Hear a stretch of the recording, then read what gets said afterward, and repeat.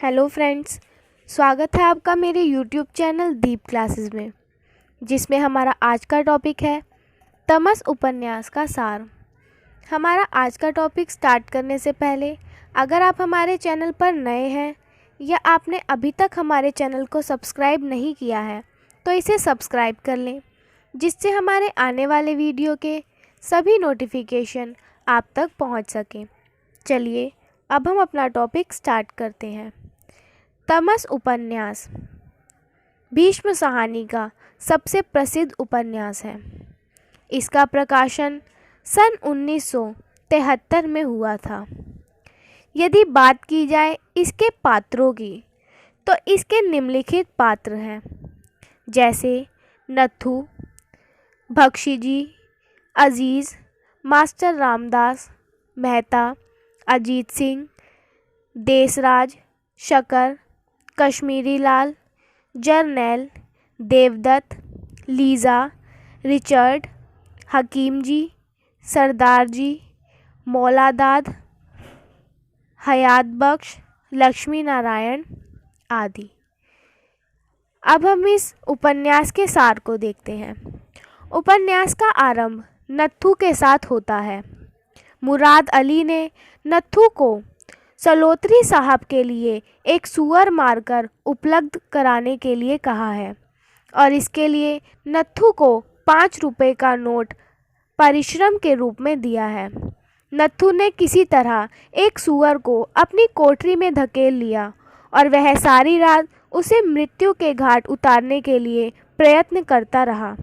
उसने अनेक बार उस सूअर के पेट में छुरा घोंपा, किंतु सूअर का डिलडोज इतना बड़ा था कि उस पर नत्थू के छुरे का कोई प्रभाव नहीं पड़ रहा था। दूसरी ओर सूअर भी पूरे साहस के साथ नत्थू पर प्रहार का मुकाबला कर रहा था। वह भी अवसर मिलते ही अपनी थूथनी से नत्थू के पैरों को घायल किए जा रहा था। नत्थू और पिगरी के इस सूअर के मध्य यह संघर्ष सारी रात चलता रहा।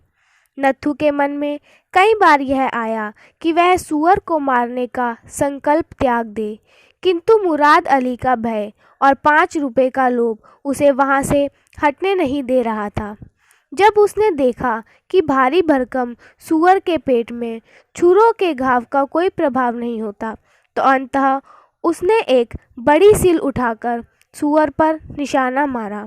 सूअर ने पहले तो कुछ साहस दिखाया, किंतु अंततः वह ढेर हो ही गया और उसके साथ ही नत्थू वहाँ के घुटन भरे वातावरण से निकल पड़ा। लेखक ने नत्थू के मन की दुविधात्मक स्थिति का अत्यंत सजीव चित्रण किया है।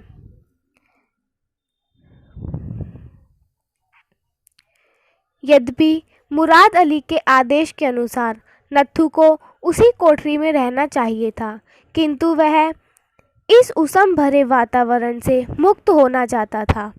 इधर नत्थू उन्मुक्त होने के लिए प्रयत्नशील था।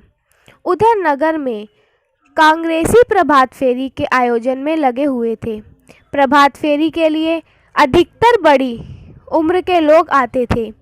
इस प्रकार के राजनीतिक कार्यक्रमों में भाग लेने वालों में बख्शी जी, मेहता जी, कमीरी लाल, जर्नैल, शंकर आदि के नाम विशेष रूप से उल्लेखनीय थे। ये सारे नेता दिखावटी नेता थे।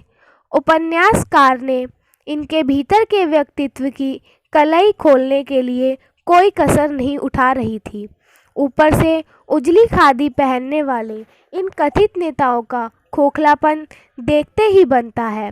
सारे नेता वस्तुतः अपने अपने स्वार्थों में घिरे हुए हैं और हर नेता एक दूसरे की टांग खींचने में कोई कसर नहीं उठा रखता।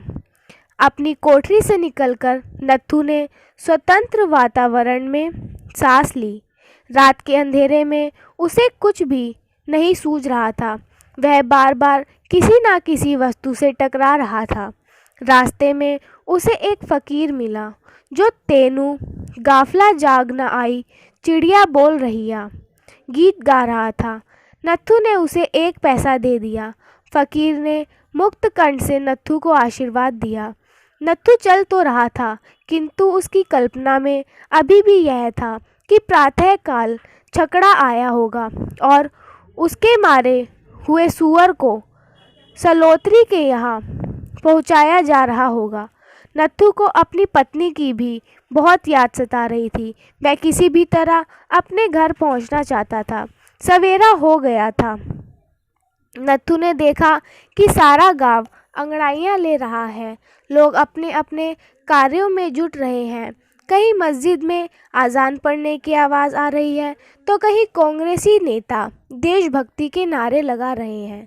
सांप्रदायिकता की आग स्वतः भड़कती हुई थी। मुसलमानों भी पीछे नहीं थे। वह भी पाकिस्तानी जिंदाबाद के नारे लगा रहे थे। इसी जमघट में नत्थू की दृष्टि मुराद अली पर जा पड़ती है और उसे दिखते ही नत्थू का सारा शरीर कांपने लग जाता है। नत्थू ने वहां से चुपचाप खिसक जाने में ही अपना हित समझा। सांप्रदायिकता की इस आग को बुझाने का दायित्व वहां के डिप्टी कमिश्नर रिचर्ड पर था।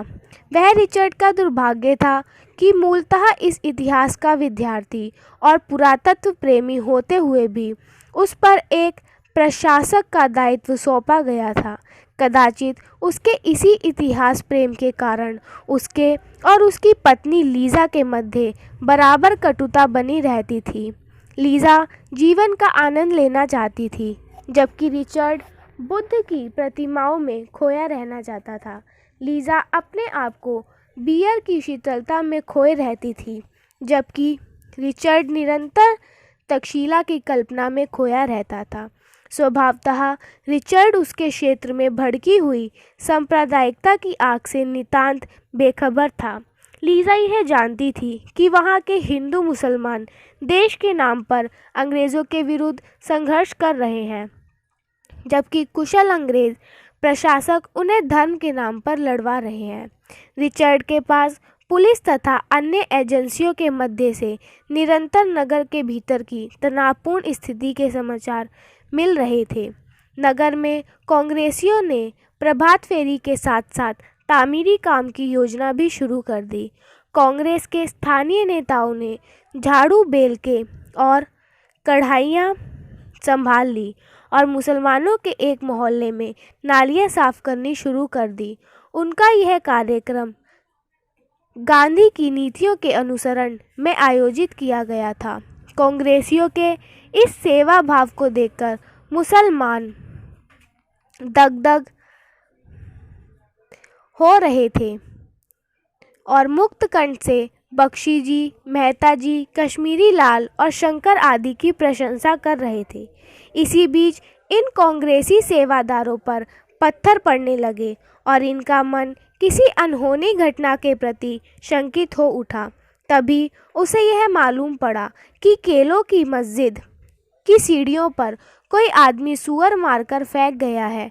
इस अप्रिय घटना को लेकर ये लोग विचार विमर्श करने लगे।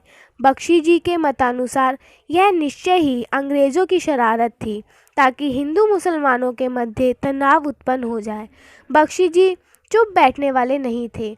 उन्होंने अपने साथ जर्नैल को लिया और उस सूअर को मस्जिद के द्वार पर से उठाकर सड़क के किनारे ईंटों के ढेर के पीछे छिपा दिया। लेकिन तब तक सांप्रदायिकता की आग भड़क चुकी थी। धर्मार्थ मुसलमान बदला लेने पर उतारू थे। कोई सिरफिरा मुसंडा बांधे गाय को मौत के घाट उतारने का संकल्प उठाए हुए था। हिंदू और मुसलमान दोनों एक दूसरे के शत्रु हो चुके थे। हिंदुओं के धार्मिक स्थलों में सांप्रदायिकता की गंध घुस आई थी। साप्ताहिक सत्संग में जहाँ सत्संग और नियमित मंत्र पाठ आदि का आयोजन हुआ, वहाँ नगर की बिगड़ती हुई स्थिति पर भी विचार विमर्श हुआ। वानप्रस्थी जी ने स्थिति की भयानकता का परिचय देते हुए आत्मरक्षा के उपाय जैसे कड़वे तेल के कनस्तर रखना, कच्चा या पक्का कोयला रखना आदि आदि युवक समाज को सैनिक प्रशिक्षण देने के प्रश्न पर भी विचार किया गया। इसी बीच एक वयोवृद्ध सज्जन ने डिप्टी कमिश्नर से मिलने और नगर की बिगड़ती हुई स्थिति से उसे अवगत कराने का सुझाव दिया। आत्मरक्षा के लिए शिवालय में लगे हुए घड़ियाल को भी ठीक ठाक कराने की बात स्वीकार की गई, ताकि खतरे के समय घड़ियाल बजाकर लोगों को सतर्क किया जा सके। अंततः कुछ प्रतिष्ठित लोग डिप्टी कमिश्नर से मिलने के लिए रवाना हो गए। नगर के हिंदू युवकों को सैनिक प्रशिक्षण देने का काम मास्टर देवव्रत की देखरेख में चल रहा था। प्रधान जी लाला लक्ष्मी नारायण इस पुण्य कार्य के लिए खुले मन से आर्थिक सहायता दे रहे थे, किंतु उन्हें यह ज्ञात नहीं था कि उनका अपना लड़का रणवीर अपने किशोर मन में आवश्यकता से अधिक उत्साह लिए हुआ था। रणवीर आयु में छोटे होते हुए भी अदम्य उत्साह का प्रतीक था। उसने अपने बालपन में महाभारत के वीरों की साहसपूर्ण कहानियाँ सुनी थी। राणा प्रताप की त्याग की कथा ने उसके रोम रोम को प्रभावित किया था। आज वह मास्टर देवव्रत से दीक्षा लेने आया था।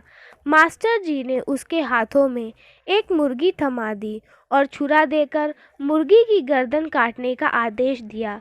रणवीर के लिए यह कठिन परीक्षा थी, किंतु उसके संस्कार आड़े आ रहे थे।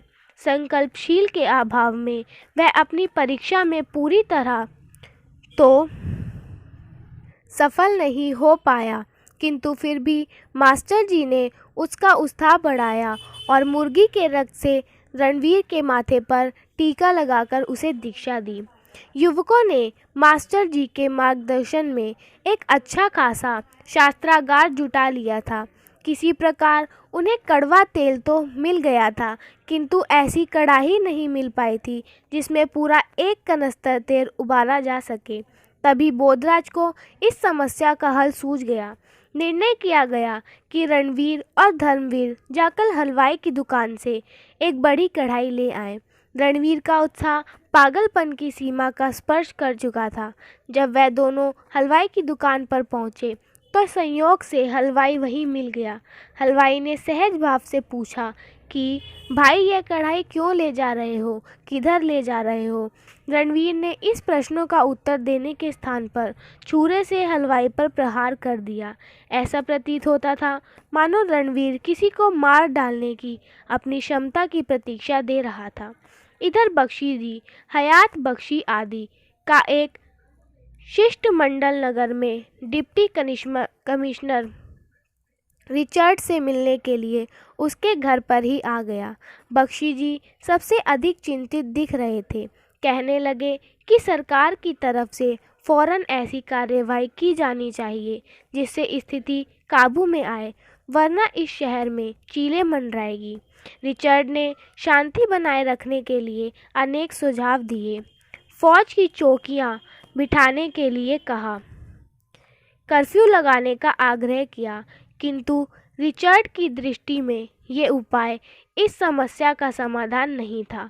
उसके मतानुसार कांग्रेस, मुस्लिम लीग और सिखों के नेताओं को एकजुट कर स्थिति संभालनी चाहिए।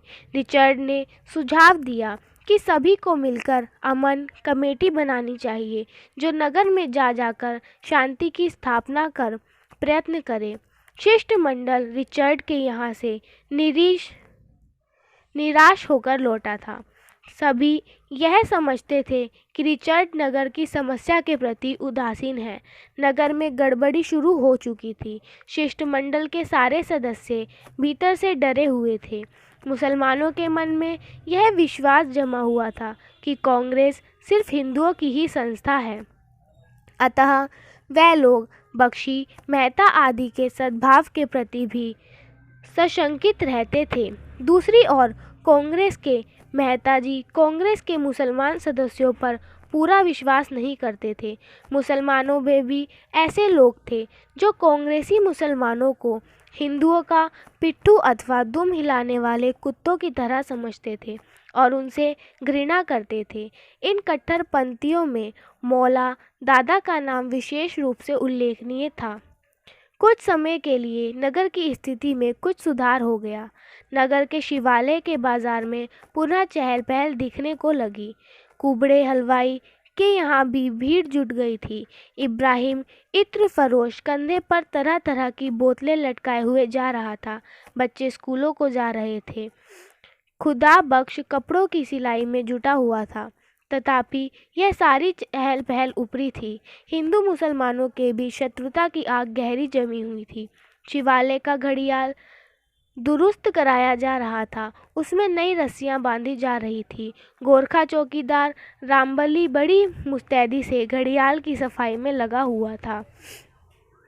फजलदीन नाना बाई की दुकान पर मुसलमान लोग बैठे बतिया रहे थे। बूढ़ा करीम खान हाकिमों को दूरअंदेशी की बात कर रहा था। उसके अनुसार अंग्रेज हाकिम बहुत आगे की बात सोच रहे थे और कदाचित इसी कारण अपने वतन से 7 समुद्र पार करके भारत पर शासन कर रहे थे। इसी संदर्भ में करीम खान ने भूसा और खिजर का एक रुचिपूर्ण प्रसंग भी सुनाया। सभी श्रोता करीम खान की बातें सुनकर मंत्रमुग्ध हो रहे थे।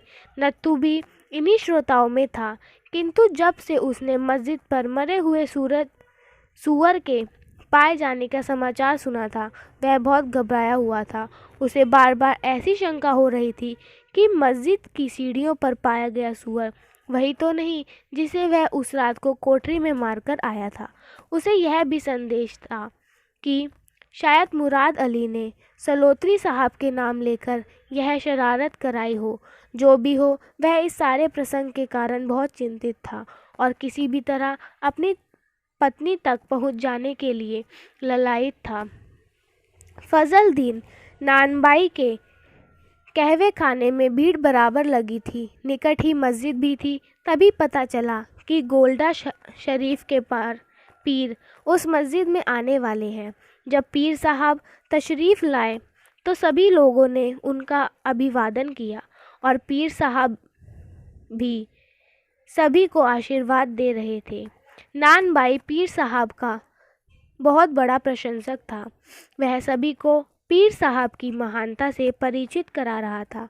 उधर मस्जिद में हजारों मुसलमान जमा हुए थे। नत्थू पुनः सशंकित हो उठा और वह वहाँ से भी खिसक गया। बड़े बाजार में अच्छी चहल पहल थी। उसे भूख लगी हुई थी, अतः उसने एक सीख कबाब वाले के यहाँ से कबाब खरीदे और देशी शराब के ठेके से शराब लेकर पीने लगा। शाम घिर आई और तब नत्थू ने देखा कि वैश्याओं के बाजार में होकर गुजर रहा था। तभी सामने से उसे मुराद अली आता दिखाई दिया। नत्थू ने इस बात का बहुत प्रयत्न किया कि वह मुराद अली को सूचना दे कि उसके द्वारा सौंपा गया कार्य पूरा कर दिया गया, किंतु मुराद अली इस समय नत्थू को टालना चाहता था। उसी रात नत्थू अपने घर पहुंच गया, जहां उसकी पत्नी बड़ी उत्सुकता से उसकी प्रतीक्षा कर रही थी। घर पहुंचकर भी नत्थू का पापी मन मुक्त नहीं हो पा रहा था। सूअर मारकर उसने अपने लिए एक बहुत बड़ी समस्या पैदा कर ली थी। उसके मन में शांति लुट चुकी थी। उसका सशंकित मन उसे बेचैन किए हुए था। उसकी पत्नी के प्रति भी उसका व्यवहार बहुत अटपटा था। नत्थू की पत्नी ने भी सहज भाव से सूअर का प्रसंग छेड़ दिया, जिसे सुनकर नत्थू और घबरा गया। फिर भी नत्थू ने अपने आप को संभाला। अपने मन की अशांति पर विजय पाने के लिए वह पागलों की तरह अपनी पत्नी से चिपट गया। निश्चित ही पत्नी की बाहों में लेने के बाद नत्थू अपनी चिंता को भुला बैठा। तभी इन पति पत्नी को कुत्तों के भौंकने की आवाज़ सुनाई दी। उन्होंने देखा कि निकट ही कहीं आग की लपटें उठ रही है। उधर शिवालय का घड़ियाल भी बज उठा। पता चला कि नगर में सांप्रदायिकता की आग भड़क गई है। एक ओर से अल्लाह हो अकबर की आवाज़ आ रही है तो दूसरी ओर हर हर महादेव का शोर है। लीजा ने भी घड़ियाल की टनटन सुनी और उत्सुकतावश अपने पति रिचर्ड को जगाया। रिचर्ड वास्तविकता से परिचित था, किंतु वह एक प्रशासक था। उसे मालूम था कि अल्लाह अकबर और हर हर महादेव के नारे हिंदू मुसलमान की शत्रुता के परिचायक थे। नगर में सांप्रदायिक दंगे भड़क उठे थे। लीजा चाहती थी कि रिचर्ड इन दंगों को रुकवाने का प्रयत्न करे, किंतु रिचर्ड लीजा की बात को अनसुनी किए जा रहा था। उस समय लीजा की मनोस्थिति का वर्णन करते हुए उपन्यासकार कहता है कि उसे लगा जैसे मानवीय मूल्यों का कोई महत्व नहीं होता। वास्तव में महत्व केवल शासकीय मूल्यों का होता है।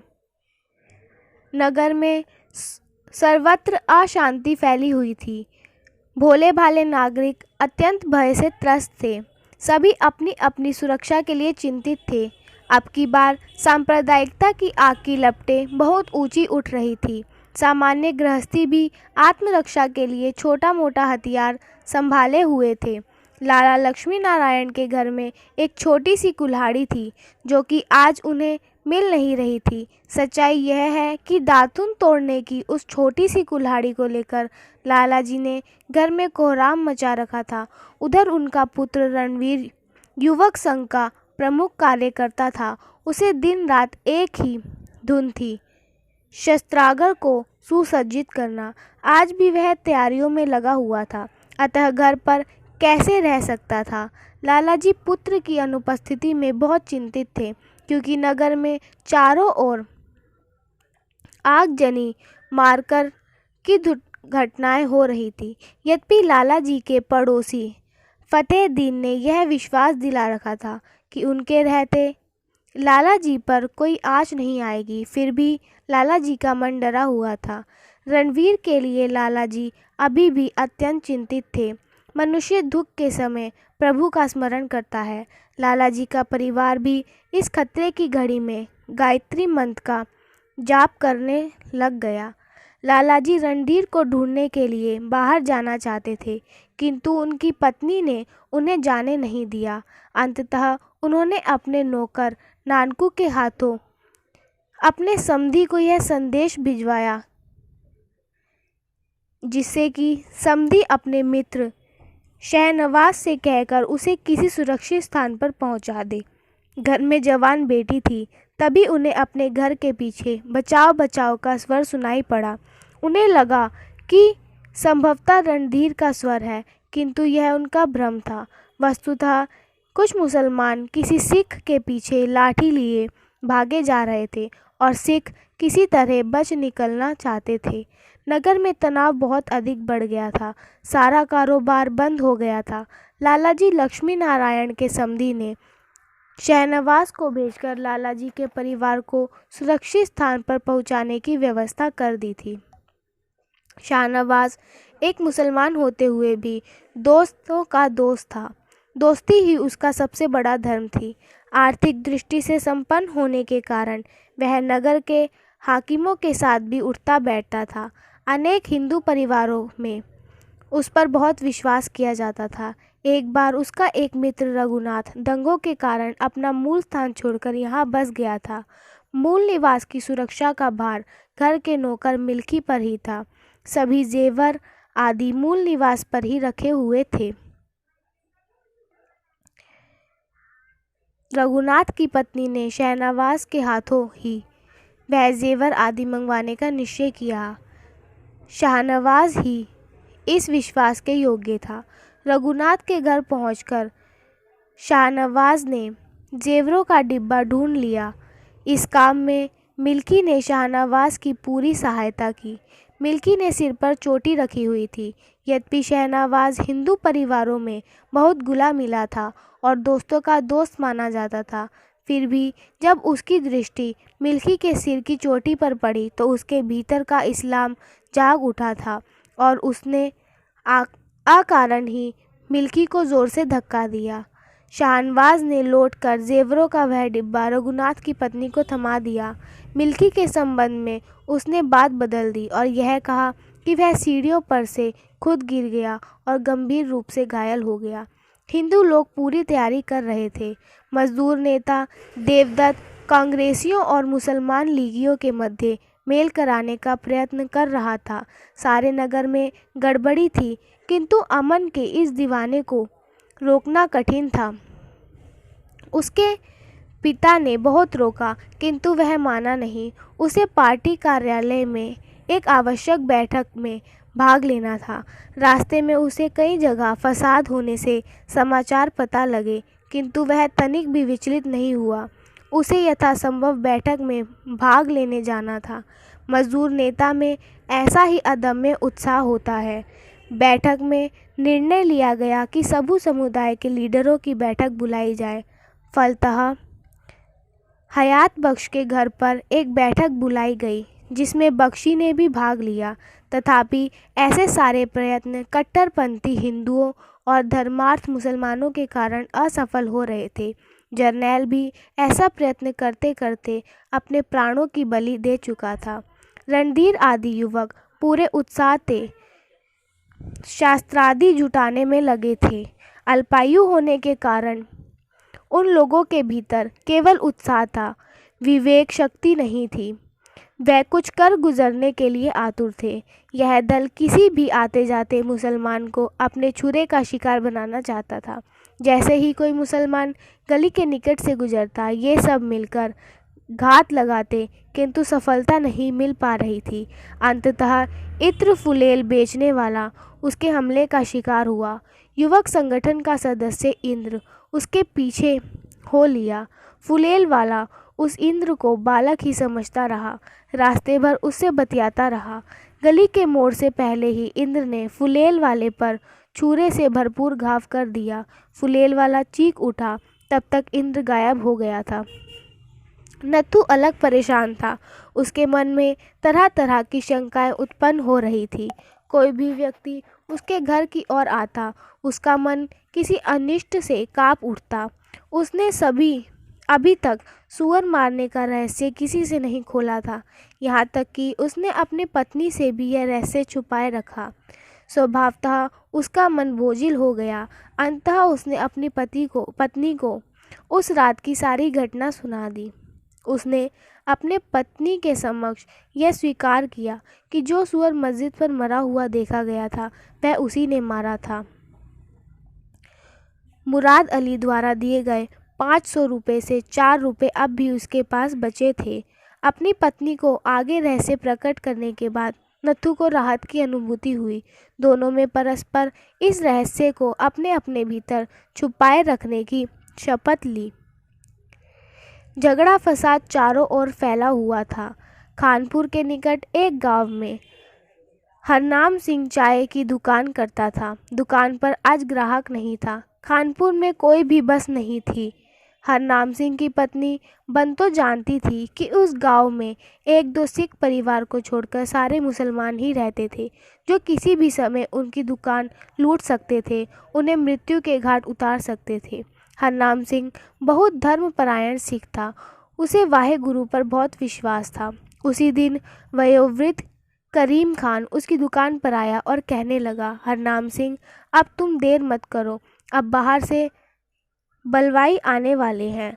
हम तुम्हारी रक्षा नहीं कर सकेंगे, अतः तुम गांव छोड़कर चले जाओ। हरनाम सिंह गंभीरता पहचान गया। दोनों पति पत्नी ने तत्काल गांव छोड़ने का निश्चय किया, क्योंकि अब और कोई चारा नहीं था। बंतो ने अपने जेवर दुकान के पीछे गाड़ दिए। हरनाम सिंह ने जमा पूंजी समेटी और बंदूक लेकर दोनों पति पत्नी चल पड़े। दोनों सारी रात छुपते छुपाते चलते रहे। उनके जाने से कुछ देर बाद ही बलवाई आ गए। उन्हें लगा कि उनकी दुकान लूटी जा रही है, आग लगाई जा रही है, किंतु वह कर ही क्या सकते थे। इस प्रकार सारी रात बीत गई। सवेरे के छुटपुटे में वह एक गांव के निकट पहुंच गए। दूसरी ओर एक गुरुद्वारे में सिखों का जमघट लगा हुआ था। गुरुद्वारे में जहां गुरु ग्रंथ साहब का पाठ हो रहा था, वहीं शत्रुओं से निपटने के लिए असलाह भी इकट्ठा किया जा रहा था। छत पर दो निहंग भाले लिए हुए पहरा दे रहे थे। गुरुद्वारे में स्त्रियों का भी एक विशाल समूह विद्यमान था, जिसके मुखों पर एक अजीब चमक और आवश्यकता पड़ने पर प्राणों को न्योछावर करने का दृढ़ संकल्प था। दो निहंग गुरुद्वारे के प्रवेश द्वार पर तैनात थे। सारी सत्संग में बलिदान की भावना उमड़ रही थी।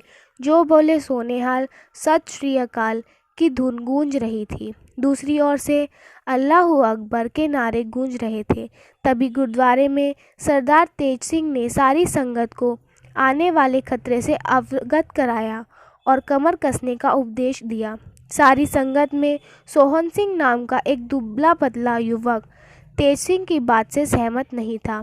उसके मतानुसार मुसलमानों के साथ मेलजोल करने की संभावनाओं पर विचार किया जाना चाहिए। संगत भड़की हुई थी। सोहन सिंह की बात सुनने का भी कोई तैयार नहीं था।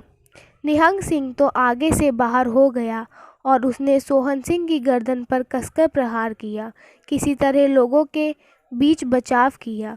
उधर मुसलमानों में भी सोहन सिंह जैसी ही प्रकृति का मीरदाद था, जो कि मुसलमानों को हिंदुओं और सिखों से मेलजोल रखने का पाठ पढ़ा रहा था। वास्तविकता यह थी कि शांति की बात करने वाला हर व्यक्ति, भले ही वह किसी भी संप्रदाय का हो, अपने आप को बुरी तरह कटा हुआ अनुभव कर रहा था। तभी बलवाइयों ने धावा बोल दिया। गुरुद्वारे में बैठा हर व्यक्ति चौकन्ना हो गया। अल्लाहू अकबर और सत श्री अकाल आवाज़ों से सारा वातावरण गूंज गया। हरनाम सिंह और बंतों ने गांव में घुसते ही पहले मकान की सौकल खटकाई। घर में कोई पुरुष नहीं था। घर की मालकिनी राजो और उसकी बहू अकरा ही घर पर थी। उन्होंने आगंतुकों को शरण तो दे दी, किंतु साथ ही यह भी कह दिया कि घर के पुरुषों के आने पर वह उनकी रक्षा नहीं कर सकेंगी। थोड़ी देर में घर के पुरुष आ गए। इस बीच घर की मालकिनी राजो ने हरनाम सिंह और बंतों को ऊपर एक मियानी में छिपा दिया। मालकिन का पति एहसान अली तो धर्म भीरू था, किंतु उसका लड़का रमज़ान पक्का लोभी था। वह लोग संयोग से हरनाम सिंह की दुकान का माल ही लूट कर लाए थे। हरनाम सिंह ने ताकी से देखा कि घर के लोग उसी के संदूक का ताला तोड़ रहे हैं। हरनाम सिंह ने साहस किया और संदूक की चाबी दे दी। एहसान अली ने नज़र उठाकर देखा तो वह हरनाम सिंह को पहचान गया और उसने दोनों पति पत्नी को नीचे उतरने को कहा। एहसान अली को ही इस बात की पूरी आशंका थी कि उसका लड़का रमज़ान हरनाम सिंह और बंतों को संरक्षण देना सहन नहीं करेगा। इसी भय से उसने हरनाम सिंह और बंतों को एक भूसे वाली कोठरी में छिपा दिया और बाहर से ताला लगा दिया।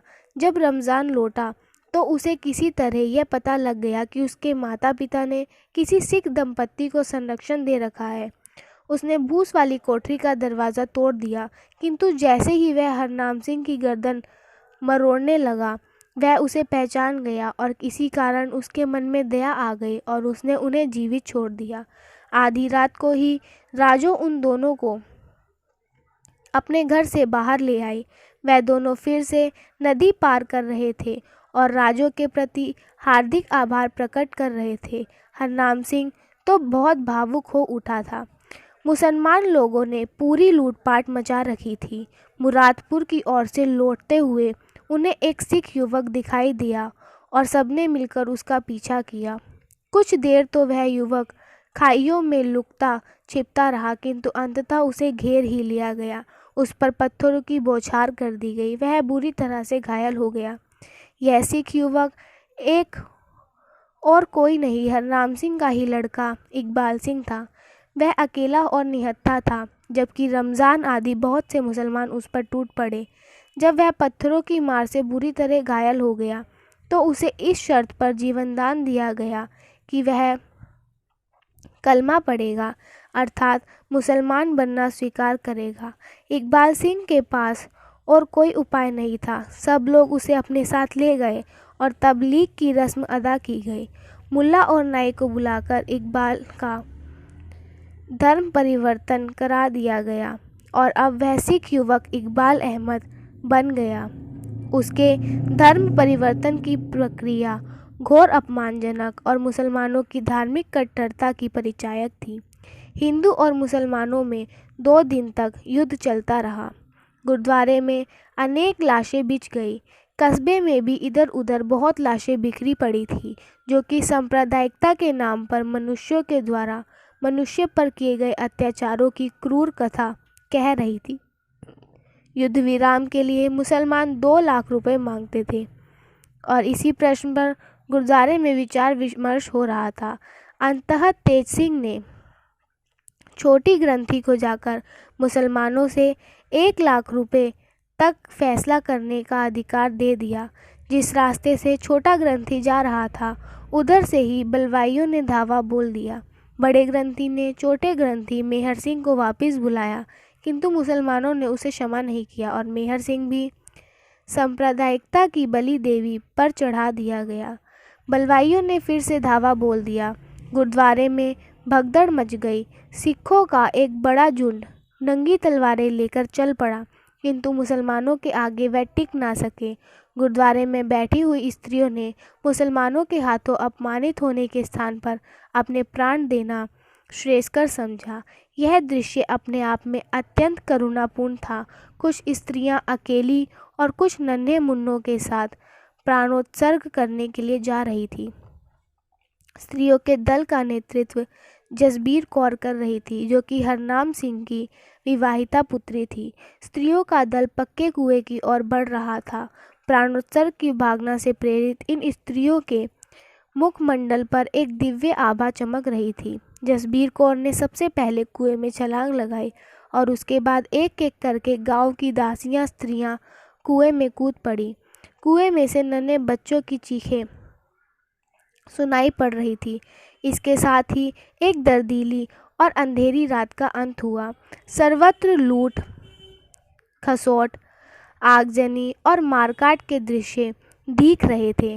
गुरुद्वारे में तेज सिंह अभी युद्ध नीति का मंत्रणा में लगा हुआ था। तभी आकाश में एक हवाई जहाज उड़ता दिखाई दिया और उसके साथ ही युद्ध की लपटें शांत हो गए। हवाई जहाज ने कस्बे के 3 चक्कर लगाए। लड़ाई बंद हो गई। नारे लगने बंद हो गए। लाशों को ठिकाने लगाने का कार्य आरंभ हो गया। नगर में चप्पे चप्पे पर फौजियों की चौकियां बैठी हुई थी।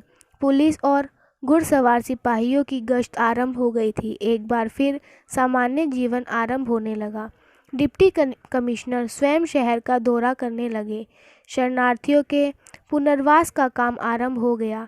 डिप्टी कमिश्नर रिचर्ड ने हेल्थ ऑफिसर आदि के सहयोग से शहर की सफाई, जल आदि की व्यवस्था करनी शुरू कर दी।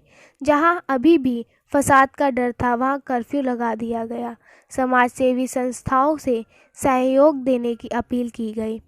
रिलीफ कमेटी की स्थापना की गई। बख्शी जी का अभी भी पूरा विश्वास था कि इन फसादों के पीछे अंग्रेज शासकों का हाथ था। यदि डिप्टी कमिश्नर समय रहते ही कर्फ्यू आदि लगा देते और अन्य पूर्वापाय करता तो यह लूट, आगजनी और मारकाट की घटनाएं बिल्कुल नहीं होती। रिलीफ कमेटी के कार्यकर्ताओं को शरणार्थियों के नुकसान के आंकड़े तैयार करने का काम सौंपा गया। लोग बहुत दुखी थे। अब उनसे आंकड़े प्रस्तुत करने को कहा जाता तो वह अपनी दुख भरी कथा सुनाने लग जाते। उपन्यासकार के शब्दों में वह आंकड़े मांगता था। लोग उसे अपने जख्म दिखा रहे थे। किसी की पत्नी बिछुड़ गई थी तो किसी की कुमारी कन्या बलवाइयों के पास छूट गई थी। सभी अपना अपना रोना रो रहे थे। कार्यकर्ताओं का हृदय इन करुण कथाओं को सुनकर द्रवित हो उठा था, किंतु उनकी अपनी सीमाएं थी। दुखी व्यक्ति इन सीमाओं को कैसे समझ सकता था। सभी लोगों की आंखों के सामने अंधेरा छाया हुआ था। सभी को कुछ नहीं सूझता था। उपन्यासकारों के शब्दों में लगता जैसे कोई अनिवार्य घटना चक्र चल रहा है, जिस पर किसी का कोई बस ना, किसी के हाथ में निर्णय, ना संचालन की क्षमता। कठपुतलियों की तरह सभी घूम रहे हैं। भूख लगती तो उठकर इधर उधर से कुछ खा लेते, याद आती तो रो देते और कान लगाकर सुबह से शाम तक लोगों की बातें सुनते रहते। कतिपय स्वार्थी लोग इस दंगे फसाद में भी अपना स्वार्थ साधने में लगे हुए थे। अमन कमेटी की बैठकों में जहां शरणार्थियों को राहत पहुंचाने के उपायों पर विचार होता था, वहीं मकानों, ज़मीनों के सौदे भी तय होते थे। ठेकेदार शेख नूर इलाही अपने मित्र शेख से किसी सस्ते सौदे की बात कर रहे थे। इसी प्रकार हिंदुओं में भी कतिपय लोग इस प्रकार की सौदेबाजी में लगे हुए थे। हिंदुओं के मोहल्ले में मुसलमान नहीं रहे थे और मुसलमान के मोहल्ले में हिंदुओं के घर नहीं थे। कुछ समझदार लोग अवश्य यह समझते थे कि सबको यहीं रहना है, अतः दंगों की कड़वाहट मन में से निकाल दी जानी चाहिए। ऐसे लोग सभी संप्रदायों में थे और वह पूरी निष्ठा के साथ अमन लाने में प्रयत्न कर रहे थे। सांप्रदायिकता की आग की राख में अब भी कहीं कहीं गर्मी थी, फिर भी कुल मिलाकर सारे नगर में जीवन सामान्य चल रहा था। अमन कमेटी की विधिवत स्थापना की गई। उसके कार्यकर्ताओं के चुनाव के प्रश्न पर पुनः कुछ कट्टरपंथी लोग सामने आए। इतने बड़े फसाद के बाद ना तो हिंदू यह भूल सकते थे कि वह हिंदू है, ना मुसलमान यह भूल सकते थे कि वह मुसलमान है। भाव यह है कि संप्रदायों में शांतिप्रिय लोग भी होते हैं और कट्टरपंथी भी। अमन कमेटी ने इस बस यात्रा का आरंभ किया। बस में मुराद अली विद्यमान थे। कुछ लोगों ने पहचान लिया कि यदि नत्थू होता तो वह तो अवश्य ही पहचान लेता। नत्थू मर चुका था। बस में माइक्रोफोन पर मुराद अली हिंदू मुस्लिम एकता का नारा लगा रहा था। वास्तविकता यह है कि जिस मुराद अली के कहने पर नत्थू ने सूअर मारा और जिस सूअर को शरारती तत्वों ने मस्जिद के आगे डालकर सांप्रदायिक दंगे भड़का दिए, वही मुराद अली आज हिंदू मुस्लिम एकता के नारे लगा रहा है, अमन कमेटी का मुखिया बना हुआ है। अनेक बुद्धिमान लोग इस सत्य को पहचान गए थे कि सांप्रदायिक दंगों के पीछे ना तो हिंदू थे ना मुसलमान, बल्कि यह अंग्रेज शासकों की शरारत थी। अंग्रेज शासक हिंदू और मुसलमानों की एकता में दरार डालकर दोनों को परस्पर भिड़वाना चाहते थे। धर्म मनुष्य की सबसे बड़ी दुर्बलता होती है। वह सब कुछ सहन कर सकता है किंतु अपने धार्मिक विश्वासों मान्यताओं को खंडित होते नहीं देख सकता। अंग्रेज शासक ने हिंदू मुसलमानों की इस दुर्बलताओं को पहचाना और उसका भरपूर लाभ उठाया, अर्थात दोनों के मध्य तीव्र घृणा उत्पन्न कर दी। दोनों संप्रदाय सभी प्रकार के नैतिक और मानवीय मूल्यों को त्याग कर एक दूसरे से जूझ पड़े। अंत में विजय भी कांग्रेस शासक को ही मिली, क्योंकि उसी के प्रयासों से सांप्रदायिकता की यह आग शांत हो सकी थी। इस प्रसंग का सबसे अधिक दुखद पक्ष यह था कि हिंदू और मुसलमान अंग्रेज शासकों की इस चाल को समझ नहीं पाए और एक दूसरे से भिड़ गए। युद्ध के नाम पर असामाजिक तत्वों को भी अपने स्वार्थ सिद्ध करने का अवसर मिल गया। अनेक लोग आधारहीन अफवाहें फैलाकर भोले भाले नागरिकों को युद्ध की आग में धकेल देते हैं। मंदिर और मस्जिद ईश्वर की स्तुति के स्थल नहीं रह जाते, अपितु वह शास्त्रागार बन जाते हैं। धर्मार्थ लोग धर्म की रक्षा के लिए बड़ा से बड़ा कुकृत्य करने पर उतारू हो जाते हैं। जो गिने चुने लोग शांति की बात करते हैं वह कट्टरपंथियों का कोप भाजन बन जाते हैं। धर्म की दीवाने रमज़ान और देवव्रत जैसे लोग सांप्रदायिकता की आग को और अधिक उत्तेजित कर देते हैं और ऐसा करते समय वह भूल जाते हैं कि उनकी लगाई हुई आग में हजारों लाखों ऐसे भोले भाले नागरिक जलकर भस्म हो जाएंगे जिनका धर्म से कोई भी वास्ता नहीं है। सांप्रदायिकता दंगों के मूल में इसी प्रकार के तत्व विशेष रूप से सक्रिय रहते हैं। फ्रेंड्स, आज का हमारा टॉपिक यही खत्म होता है, जिसमें हमने जाना तमस उपन्यास के कथासार और उसकी कथा वस्तु के बारे में। अगर हमारा आज का वीडियो आपको पसंद आया हो तो वीडियो को लाइक एंड शेयर करें और हमारे चैनल को सब्सक्राइब करें। Thank you for watching.